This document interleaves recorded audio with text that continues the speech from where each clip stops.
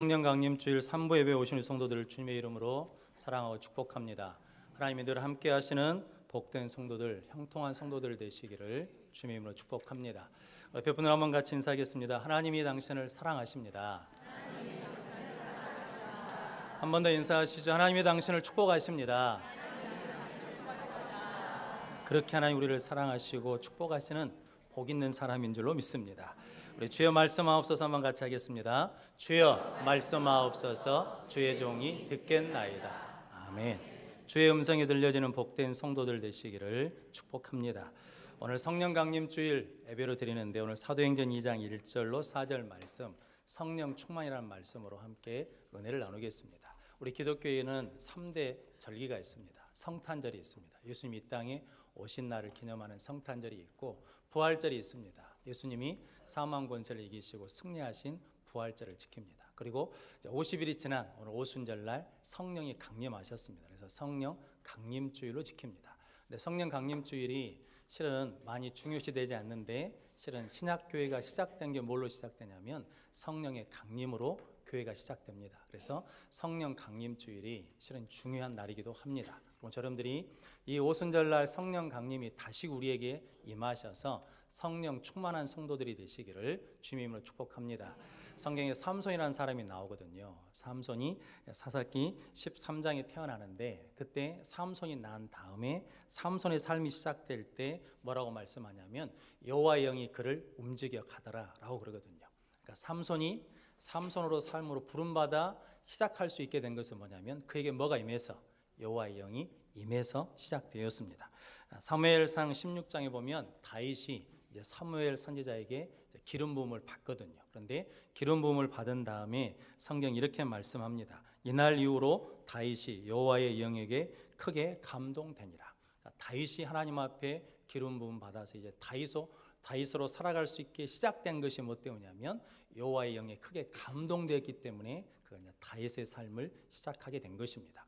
예수님도 공생애를 시작하실 때 첫 번째 하신 일이 무엇입니까? 마태복음 3장에 보니까 요단강에 가가지고 세례 요한에게 세례를 받았습니다. 그리고 그가 물에서 올라오실 때 하늘이 열리고 하나님의 성령이 비둘기처럼 그에게 내리셨습니다. 그리고 하늘에서 소리가 나기를 이는 내 사랑하는 아들이요 내 기뻐하는 자라고 하시는 하나님의 음성이 들렸습니다.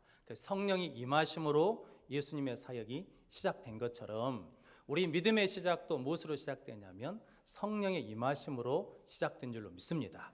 왜냐하면 성령이 아니고는 누구도 예수를 주라 고백할 수가 없기 때문입니다. 여러분들이 이 자리에 모여서 예배드리는 것은 예수가 나의 주 되심을 믿기 때문에 나온 줄로 믿습니다. 그래서 이제 우리는 성령을 우리에게 이미 임하셔서 예수를 주로 고백하여서 우리 신앙생활, 믿음의 신앙생활을 시작하게 된 것입니다. 그래서 오늘 오순절 성령 강림 사건이 우리에게도 교회에도 중요한 사건이라는 거죠. 그래서 다시 이 오순절 성령 강림 사건을 통해서 우리가 성령 충만함을 계속 유지하고 받기 위해서 해야 될 일이 무엇인지 함께 본문 말씀을 통해서 은혜를 나누겠습니다. 첫 번째는 주의 말씀에 순종할 때 성령 충만함을 받습니다. 오늘 1절 말씀 같이 읽어보겠습니다. 오순절 날이 이미 이름에 그들이 다 같이 한 곳에 모였더니, 아멘. 그들이 어디에 모였다는 것입니까? 한 곳에 모였다. 다른 본문에서는 그들이 마가 다락방에 모여 있었다는 거죠. 그런데 그들이 모여 있는 이유가 있습니다. 그냥 모여 있는 것이 아니라 오늘 사도행전 1장 4절 말씀 한번 같이 읽어보겠습니다. 사도와 함께 모이사 그들에게 분부하여 이르시되 예루살렘을 떠나지 말고 내게서 들은 바 아버지께서 약속하신 것을 기다리라. 아멘. 그들이 한 곳에 모인 것은 예수님이 내가 아버지께서 약속하신 것을 주실 때까지, 하나님의 약속하신 것이 성령의 능력이 임할 때까지 뭐 하겠습니까? 기다리라. 그러니까 성령 강림은 무엇으로 이루어졌냐면 주님이 주신 약속의 말씀이 성취된 것이죠. 그래서 그 자리에 모여 있는 것은 그들이 성령 충만을 받기에 앞서서 그들이 모였던 자리는 어떤 자리냐면 순종의 자리죠. 왜냐하면 예수님 어디를 떠나지 말고 예루살렘을 떠나지 말고 기다리라고 하시니까 그 말씀에 순종해서 모였습니다. 그 말씀에 순종해서 기다렸습니다. 그 말씀에 순종해서 기도했습니다. 그랬더니 그 순종하는 자리에 뭐가 임했냐면 성령이 임하셨습니다. 그래서 성령 충만은 누구에게 임하냐면 순종하는 자에게 임하시는 줄로 믿습니다. 그래서 우리 사도행전 5장 한번 찾아보겠습니다. 사도행전 5장 32절 말씀입니다. 찾으셨으면 사도행전 5장 32절 말씀 같이 읽겠습니다. 우리는 이 일의 증인이요 하나님이 자기에게 순종하는 사람들에게 주신 성령도 그러하니라 하더라. 아멘. 하나님이 자기에게 순종하는 자들에게 주신 성령도 그러하니라. 하나님은 누구에게 성령을 주신다는 겁니까? 자기에게 순종하는 자에게 성령을 주신다는 거죠. 그래서 120명 그리고 제자들 이 모든 사람들이 하나님의 말씀, 주님의 말씀에 순종하여 함께 모여서 기도하는 그 순종의 자리에 성령 충만이 임한 줄로 믿습니다. 그러므로 우리도 뭐하면 순종하면 하나님께서 성령을 부어주실 줄로 믿습니다. 아프리카에서 선교하시는 미국 선교사님 어느 날 뒷뜰에 나갔더니 아들이 놀고 있더래요. 그런데 그 아들이 이미 존이에요. 그런데 갑자기 아버지가 그러는 거예요. 존, 엎드려라. 그랬단 말이죠. 앞뒤 설명도 없이 존, 엎드려. 그랬단 말이죠. 그랬더니 그 아들이 바짝 엎드렸어요. 나중에 보고 뒤를 돌아봤더니 나무에 뭐가 있냐면 독사뱀이 있는 거예요. 그러니까 그게 순종해서 뭐 했다는 겁니까? 살았다는 거죠.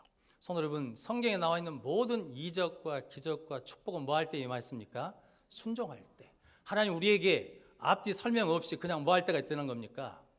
우리에게 이름을 부르시면서 엎드려라, 기다려라, 기도하라 라고 말씀하시면 이해가 안 돼도 우리가 순종하면 그곳에 성령이 임하고 그것에 축복도 임하고 그때 하나님의 능력이 임할 줄로 믿습니다. 성도 여러분, 아브라함이 창세기 22장에 여호와 이레 복을 받지 않습니까? 그 복을 받는 이유는 뭐 때문입니까? 이삭을 번제로 바치라고 하시는 하나님의 말씀에 순종했더니 복을 받았습니다. 우리도 하나님께 순종하면 하나님 여호와 이레 복을 주실 줄로 믿습니다. 여호수아가 여리고성을 무너뜨리지 않습니까? 하루에 한 바퀴씩 돌고 마지막에 7바퀴 돌고 외치라 라고 하시는 그 말씀에 순종했더니 여리고성이 무너졌습니다. 우리 앞에 있는 모든 문제도 우리가 순종할 때 무너질 줄로 믿습니다.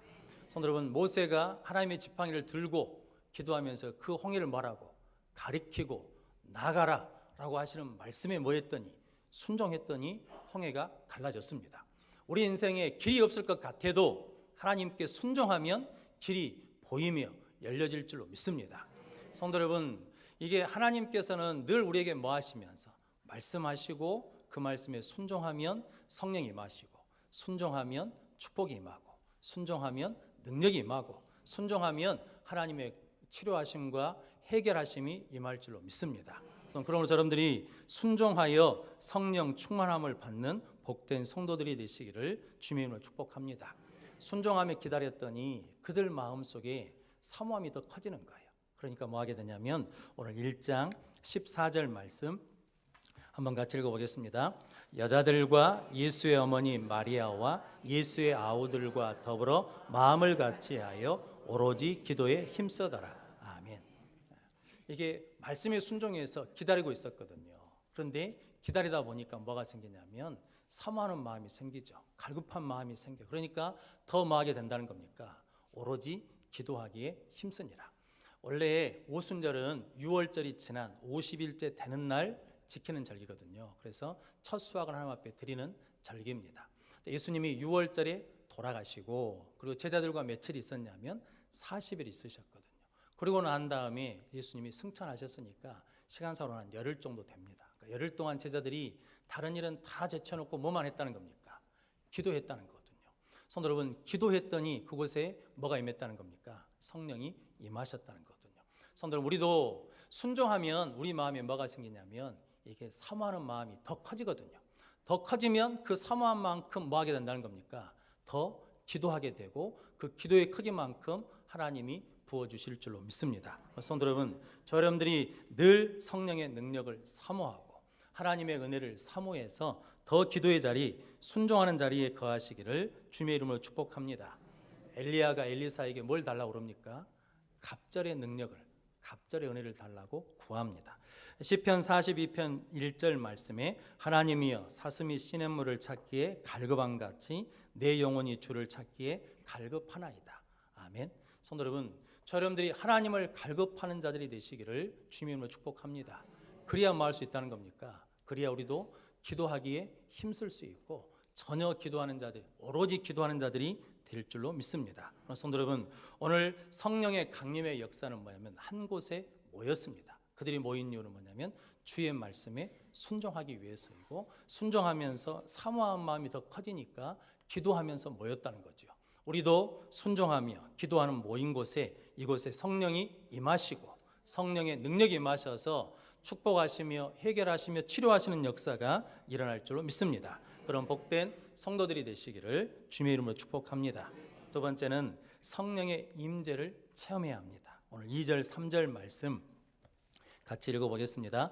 호련히 하늘로부터 급하고 강한 바람 같은 소리가 있어 그들이 앉은 온 집에 가득하며 마치 불의 혀처럼 갈라지는 것들이 그들에게 보여 각 사람 위에 하나씩 임하여 있더니. 아멘. 갑자기 하늘로부터 강하고 급한 바람이 불어 임했습니다. 그리고 불의 혀가 갈라지는 것 같은 것들이 보였다는 거죠, 그들에게. 그러면서 각 사람 위에 하나씩 임하여 있더니, 그러니까 한 사람 한 사람이 다 무엇을 체험했다는 겁니까? 성령의 임재를 체험하고 성령의 역사를 체험했다는 거거든요. 성도 여러분, 믿음의 체험이 중요합니다. 성경에 나와 있는 것들은 역사적인 사실입니다. 그런데 이 사실이 내 삶의 실제적인 사건으로 체험되어야 나의 신앙이 되는 거거든요. 그러면 여러분들이 성령을 체험하고 믿음의 체험이 있는 복된 성도들이 되시기를 주님의 이름으로 축복합니다. 창세기 28장에 보면 야곱이 형 에서를 피해서 삼촌 라반 집으로 도망을 가거든요. 가다가 베델이라는 곳에 와가지고 돌 베개를 베고 자지 않습니까? 그러다가 하늘이 열리고 사닥다리가 내려와가지고 주의 사자가 오르락 내리락 한 것을 보았습니다. 그러면서 하나님이 약속해 주시거든요. 그런데 약속하실 때 이렇게 말씀합니다. 나는 여호와니 너의 조부 아브라함의 하나님이요 이삭의 하나님이라. 나는 누구냐면 나는 여호와인데 너희 조부 할아버지의 아브라함이 하나님이고 너희 아버지 이삭의 하나님이라. 내가 너와 함께하고 내가 너를 지켜주겠다라고 말씀하거든요. 그러니까 다른 말로 하자 그러면 할아버지 아브라함이 야곱에게 하나님에 대한 이야기, 믿음에 대한 이야기, 신앙에 대한 이야기를 해주었다는 거죠.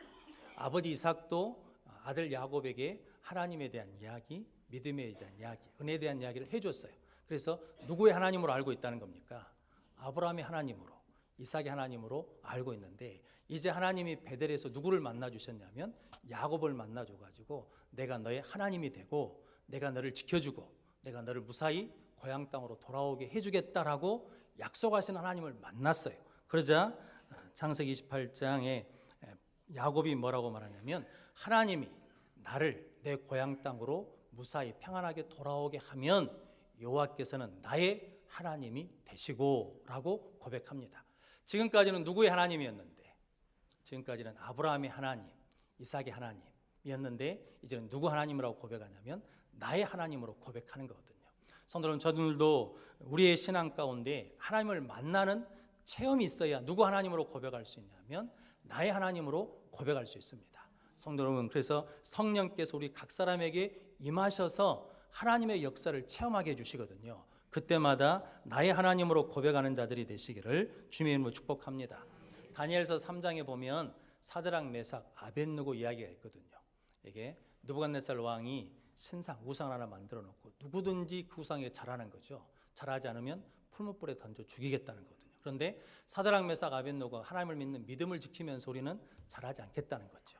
하나님이 지켜주실 겁니다. 그런데 그리 아니하실지라도 우리는 절하지 않겠습니다 라고 했을 때 느부갓네살 왕이 풀무불을 7배나 더 뜨겁게 해가지고 세 사람을 던져 넣었죠. 그런데 갑자기 느부갓네살 왕이 깜짝 놀랐어요. 왜냐하면 세 사람을 넣었는데 그 안에 몇 사람이 있더라는 겁니까? 4사람이 있더라는 거예요. 사드락 메삭 아벳느고가 있고 한 사람은 신의 아들의 모양을 가졌더라 그러거든요. 그래서 사드락 메삭 아벳느고가 나왔는데 하나도 타지 않았어요. 머리 하나 걸리지 않았다는 거거든요. 그리고 난 다음 그 사건을 체험한 느부갓네살 왕이 이렇게 고백하거든요. 사드락 메삭 아벳느고의 하나님을 찬양할지어다. 손으로 할렐루야. 근데 손으로 이것 갖고 안 돼요. 뭐냐면 사드락 메삭 아벳느고의 하나님이 아니라 누구의 하나님으로? 나의 하나님으로, 느부갓네살이 하나님을 찬양할지어다 이렇게 했으면 그가 끝까지 믿음을 지킬 텐데 그렇게 말해놓고 중간에 그의 믿음이 흔들리고 넘어져가지고 나중에는 하나님 없는 사람이 돼버리거든요.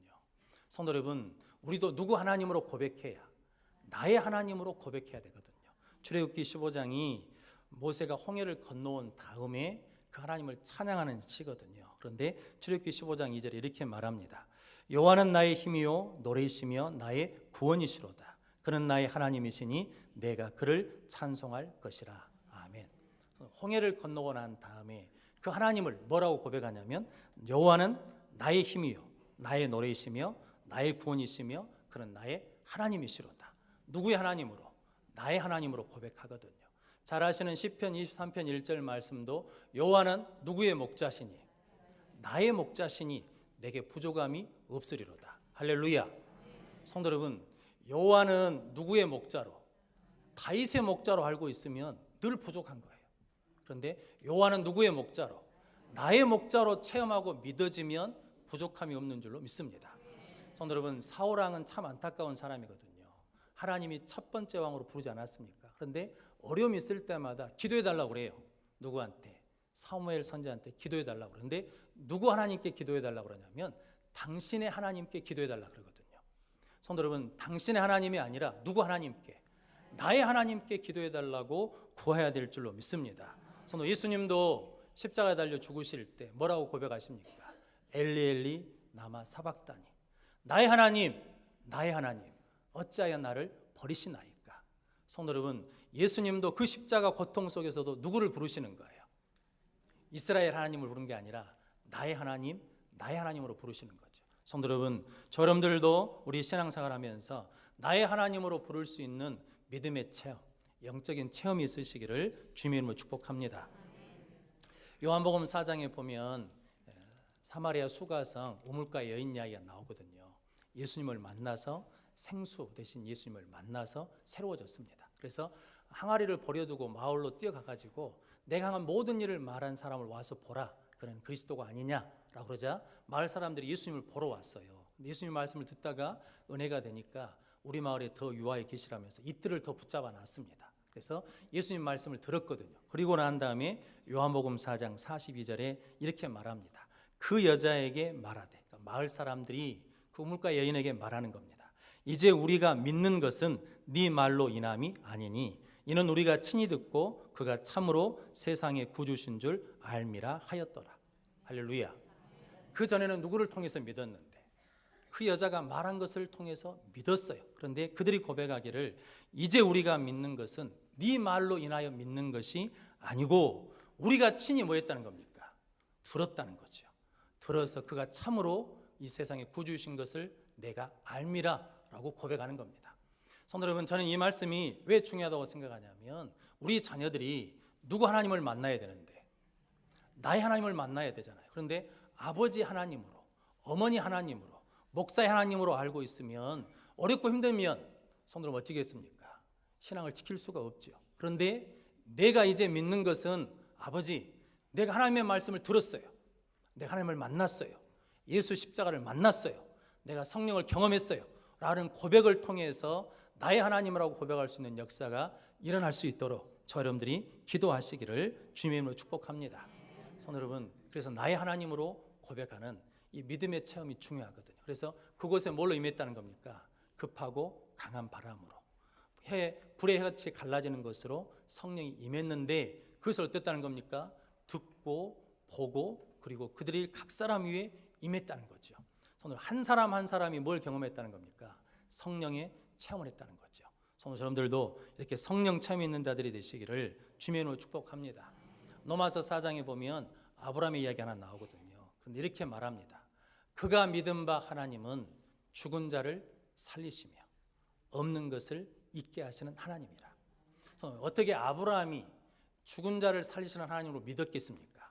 그 이유는 뭐 때문이냐면 그의 몸이 죽은 걸 알고 사라의 몸이 죽은 걸 알고도 하나님이 그 몸에서 무엇을 만들어내니까 이삭을 나오게 하시니까 하나님은 죽은 자도 뭐 하신다는 거예요?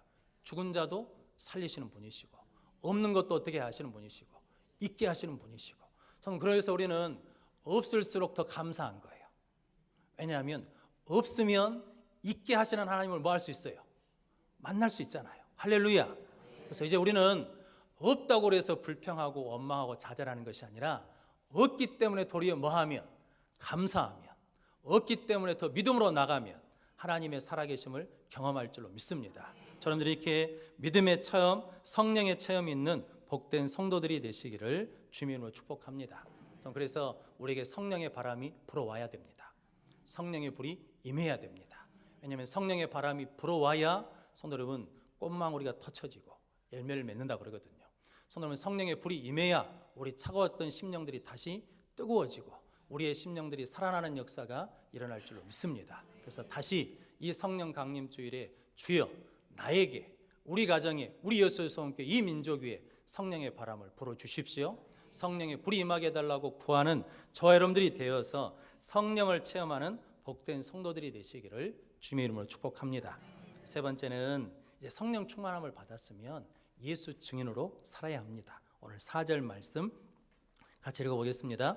그들이 다 성령의 충만함을 받고 성령이 말하게 하심을 따라 다른 언어들로 말하기를 시작하니라. 아멘. 그들이 거기에 모이는 모든 사람들이 다 무엇을 받았다는 겁니까? 성령 충만함을 받고 성령의 말하게 하심을 따라 다른 언어로 말하기 시작하니라. 할렐루야.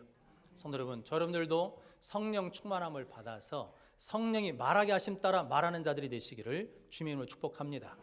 성도 여러분, 성령이 말하게 하심 따라 말하는데 세상 이야기 하겠습니까?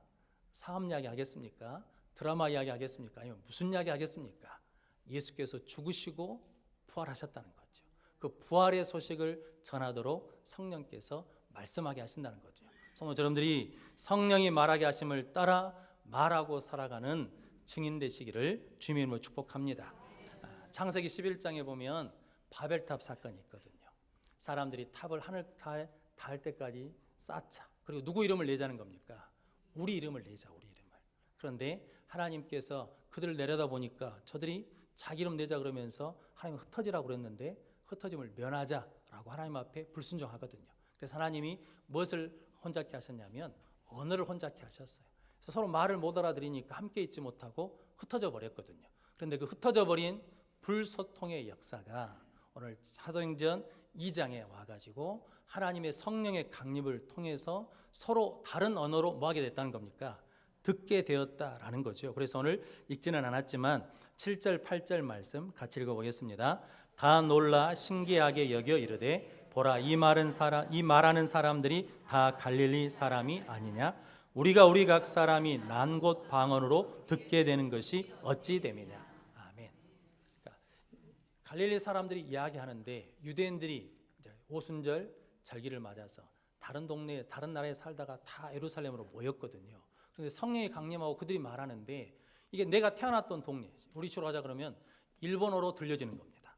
중국어로 들려지는 겁니다. 러시아로 들려지는 겁니다. 영어로 들려지는 겁니다. 이게 불어로 들려지는 거예요. 할렐루야. 그런 은혜를 받으시기를 주님의 이름으로 축복합니다. 그래서 뭐가 됐냐면 다 하나로 뭐가 됐냐면 소통되고 하나 됐다는 거죠. 성령은 하나 되게 하시는 영인 줄로 믿습니다. 그래서 성령이 충만하여 사람들이 성령의 말하심을 따라 말했더니 다 알아듣게 됐다는 거거든요. 우리도 성령의 말하심을 따라 말하면 사람들이 다 알아듣게 되는 표정이 있어요. 태도가 있어요. 언어가 있어요. 그것으로 우리 모두가 다 증인 되시기를 주님의 이름으로 축복합니다. 증인이 되려면 증인이란 말은 법정 용어거든요. 근데 증인은 반드시 뭐 해야 됩니까? 판사가 증인한테 그때 그곳에서 그 일을 보았습니까? 그러면 증인이 자격이 되려면 뭐야 그래야 돼요? 예, 보았습니다. 그렇게 말해야 되는데 본 것 같기도 하고 안 본 것 같기도 하고 이러면 안 되는 거잖아요.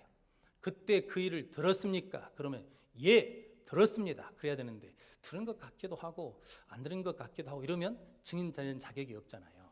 오늘 우리 새벽에 읽은 요한복음 20장에 보면 막달라 마리아 이야기가 나오는데 요한복음 20장 18절 말씀 이렇게 말합니다. 막달라 마리아가 가서 제자들에게 내가 주를 보았다 하고 또 주께서 자기에게 이렇게 말씀하셨다 이르니라. 예수님 부활을 첫 번째 만난 사람이 막달라 마리아고 부활의 첫 증인이 된 사람이 누구냐면 막달라 마리아인데 그가 제자들에게 가서 내가 주를 뭐 했다고? 보았습니다. 주님께서 이렇게 말씀하신 것을 내가 뭐 했다는 겁니까? 들었습니다. 그러니까 부활의 증인이 되는 거거든요. 성도 여러분, 성령은 우리에게 기억나게 하시는 하나님의 영이시고 성령은 확신케 하는 하나님의 영이신 줄로 믿습니다. 성령 우리에게 임하면 믿음에 대한 뭐가 있어요? 확신이 있어요. 말씀에 대한 확신이 생겨요. 그러니까 뭐가 되냐면 증인으로 살게 할 수 있다라는 겁니다. 성도 여러분, 저 여러분들이 예수 그리스도의 부활의 증인으로 살아갈 수 있도록 성령 충만한 자들 되시기를 축복합니다. 서해 아파트에서 내려오면 신호등이 4개 있거든요. 저 건너편으로 내려가는 신호등이 있고 눈꽃 요정에서 핸드폰 가게로 건너가는 신호등이 있습니다. 원래 거기 신호등이 없었거든요. 그냥 횡단보도만 있었는데 어느 날부터 신호등이 생겼어요. 그러니까 빨간불이면 뭐 해야 돼요? 서야 돼. 근데 제가 이렇게 사모님이랑 산책을 하다가 가면 늘 뭐가 안 맞냐면 신호등이 안 맞아. 파란불이야. 그러면 사람이 좀 융통성이 있어야 되잖아요. 차가 안 다니면 이게 어찌해야 돼요? 건너가야지. 그러는데 제가 건너가려고 그러면 우리 사모님이 잡단 말이에요. 잡아. 빨간불이다 하고. 알아. 빨간불인지 안다고. 빨리 가불게. 그러거든요. 그러면 저희 사모님이 그럽니다. 당신이 동네 사람들이 목사인 줄 아는데 그렇게 가버리면 어떻게 하냐고. 그렇게 가고 싶으면 저 위에 그 구두 수성가게 있는 데까지 가가지고 돌아가야지. 이거 거기서 가면 안 된다고 그러거든요. 성도 여러분, 내가 누구라고? 당신이 목사입니다. 그럼 제가 가요, 못 가요? 못 가지. 성령이 우리 그렇게 말씀하신다고요. 우리 증인으로 산다는 게 이거거든요. 성도 여러분, 우리가 뭔가 하려고 그러는데 당신은 그리스도인입니다. 당신은 하나님의 자녀입니다. 당신은 예수 믿는 사람입니다. 그러면서 안 해야 될 것은 안 하고 하게 될 것은 하게 되는 은혜를 주신다는 거죠. 그래서 성령 충만함을 받아서 저 여러분들이 성령의 충만함 속에서 예수 증인 되시기를 주님으로 축복합니다. 역도 선수 장미라는 선수가 있거든요. 이게 2010년 중국 광저우 올림픽 아시안 게임에서 이제 3수 만에 금메달을 땄어요. 그래서 이제 인터뷰를 하는데 금메달을 따게 된 힘이 어디서 왔냐 그랬더니 첫 번째는 기도, 하나님의 은혜이고 두 번째는 아버지입니다. 그러더라는 거죠. 그래서 왜 아버지냐 그랬더니 자기를 역도에 입문시킨 사람이 누구냐면 아버지예요. 근데 자기는 역도를 죽도록 하기 싫었대요. 왜냐하면 폼이 안 나. 친구들이 맨날 힘쓰는데 있는 친구라고 하면서 놀리거든요. 그러니까 역도를 하기 싫었어요. 근데 그때마다 아버지가 딸을 불러놓고 그랬답니다. 내가 너를 아무리 봐도 너는 역도 외에는 할 것이 없다. 그러니까 너는 역도를 해야 돼. 너는 역도를 위해서 태어났다. 역도가 네 갈 길이다. 그러면서 오직 역도만 하라고 그런다는 거죠. 그런데 자기는 하기 싫다는 거죠. 그런데 그때마다 아버지가 이렇게 A4지 용지 갖다가 뭐라냐면 사인 연습을 시켰어요. 무명 때인데 야 사인 연습해봐. 사인 연습하면 그때 아버지가 그러더라는 거죠. 네가 반드시 나중에 성공해서 잘 되어서 스타가 되어가지고 많은 사람들이 네 사인을 받으러 올 것이다. 그러니까 그걸 소망하면서 사인 연습을 하라는 거죠. 2010년 광주 아시안게임 때 가장 인기 있던 선수가 장미란 선수였답니다. 그리고 많은 사람들이 그 희한한 사인을 받으려고 줄을 섰더라는 거죠. 성도 여러분, 누가 그렇게 하신다는 겁니까? 성령이 그렇게 하신다니까요. 우리가 네가 일을 해야 된다. 네가 일을 감당할 수 있다. 네가 반드시 승리할 수 있다라고 우리를 격려하시면서 무엇으로 살도록 예수 부활의 증인으로 살도록 우리를 격려하신 분이 성령 하나님이란 거거든요. 성령 그래서 우리의 삶이 어떤 자리든 간에 그곳에서 우리가 무엇으로 살아야 된다는 겁니까? 예수 증인으로 부활의 증인으로 살아야 될 줄로 믿습니다. 네나 마리아라는 사람이 있거든요. 태어날 때 두 팔 없이 태어났습니다. 그리고 한쪽 다리도 짧아요. 중증 장애인이거든요. 그런데 가스펠 가수가 되었습니다. 그래서 발로 쓴 내 인생의 악보라는 책도 냈거든요. 근데 아시는 분은 알겠지만 이게 얼굴이 늘 환해요. 밝아. 일본에서 가스펠 공연을 했는데 일본 TV에 나와서 이제 노래를 불렀습니다. 그러고 난 다음에 사회자가 당신은 어떻게 이렇게 매번 얼굴이 밝을 수 있습니까? 라고 그랬더니 그냥 이렇게 대답했습니다. 나는 지금까지 내 육체에 대해서 불평한 적이 없습니다. 나는 그리고 예수님 부활의 증인입니다. 그리고 나는 하나님이 함께 하십니다. 하나님이 나를 붙들어 주십니다. 나를 지켜 주십니다. 나를 위로해 주십니다. 그래서 그 은혜 가운데 나는 기뻐합니다. 라고 고백했다는 거죠. 저는 그 모습만 봐도 예수 그리스도를 증거하는 거거든요. 저는 여러분들이 이제 세상에 나가서 성령 충만함을 받은 우리가 이제 예수 증인으로 살아가는 복된 성도들이 되시기를 주님의 이름으로 축원합니다. 기도하겠습니다.